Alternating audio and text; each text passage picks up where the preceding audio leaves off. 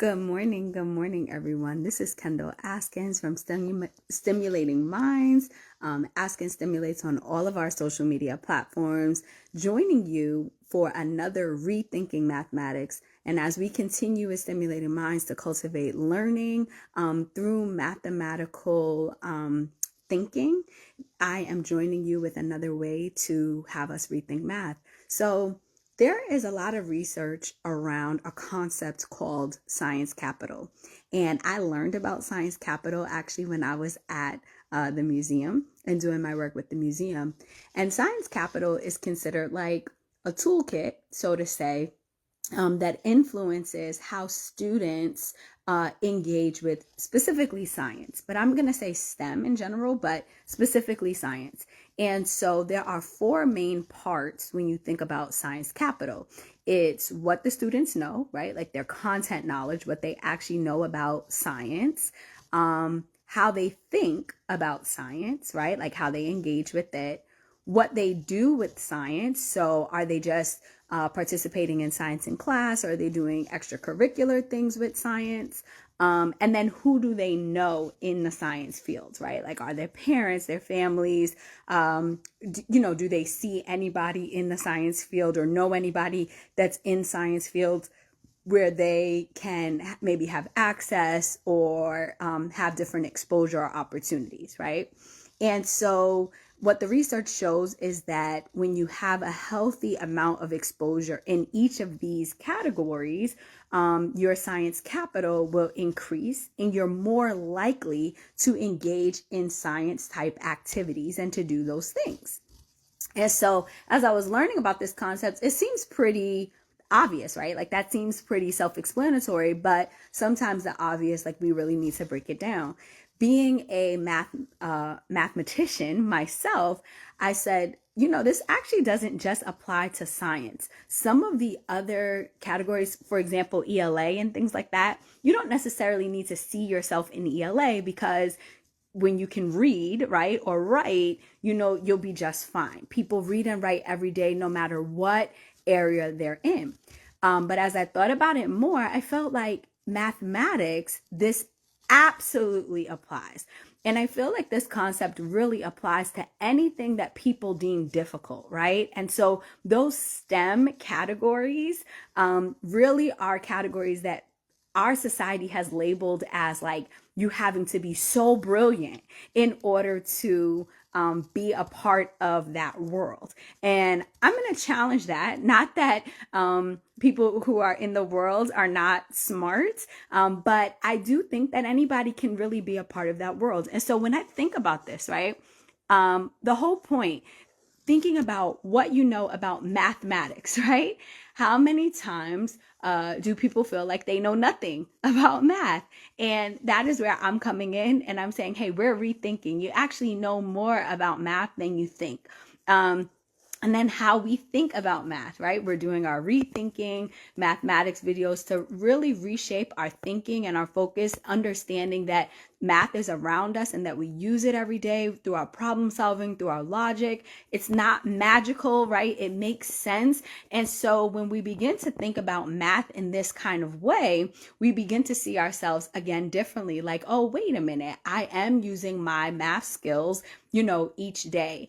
Then when you go to what do when you start seeing math as something that is attainable or reachable, or even though it's challenging, it's something that can be enjoyable? You would begin as a student, as an adult, involving yourself in more mathematical things. Maybe you participate in some challenges or some riddles. Maybe you sign up for a club or an activity. Maybe you start building things. Whatever it is, your interest would be piqued and you would begin doing more.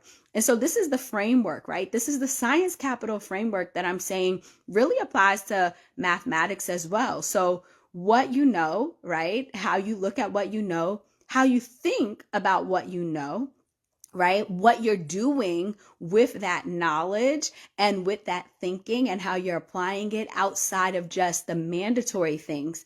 But the fourth piece I feel for the mathematics is the most important. It's who you know. It's the representation, right? And so I cannot tell you how many times I see students' faces light up when they hear that I was a math teacher, when they hear that I am good at math, that I can help, and their first piece is like, oh man, I'm not good at math. And I'll say to them, you just haven't experienced it a certain way yet. And when they look at me, their face is not lighting up because they think I'm this extraordinary person.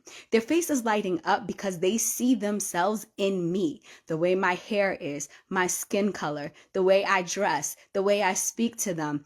They feel like they belong. And all of a sudden, by seeing me and hearing me and being able to talk to me, a real person, and engage with me, and me being someone who is a part of their worlds, they all of a sudden realize this could be my world too. I can be a part of this also. I can do this if she has done this, right? Now imagine how that would be exponentially influenced if they saw more people engage with more people in their communities that look like them, that were in mathematics, in their families, in their friend groups, right? It changes the whole dynamic.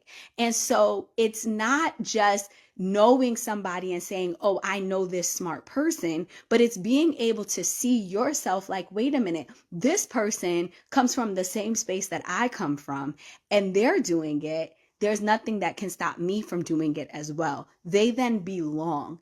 And so I want to challenge you today, as we're rethinking mathematics, to remember that that representation matters. Those words matter. What we do matters. How we show up matters. The things that we put ourselves in, they matter. It all matters, because what happens is we are shaping our next generation. And so for me, when I look at it, this is not just about, oh, the fact that I like math and it's isolated. I recognize that all of the little girls or all the little boys that look like me, I am opening a door for them. And so as we continue to rethink mathematics, even if you're not in a field that is identified as a mathematical field, I want you to begin to recognize how you're speaking about it, how you're influencing that next generation to do tough things, because they can see or hear or know about opportunities that are in that space where they also belong. And they feel that they belong because they can see other people doing it or hear about it, or they can be put in environments where they're seeing it happen. So, I would love to hear about a time where you felt like you belonged, how that representation shifted for you. Drop that in the comments. And if you are interested in learning more about either raising your math capital, is the term I'm going to coin now, or you have a child and you want to raise their math capital, drop the word raise in the comments, and or reach out to me and we can set something up. I look forward to seeing you guys back here next week for more Rethinking Mathematics. Make it an amazing day.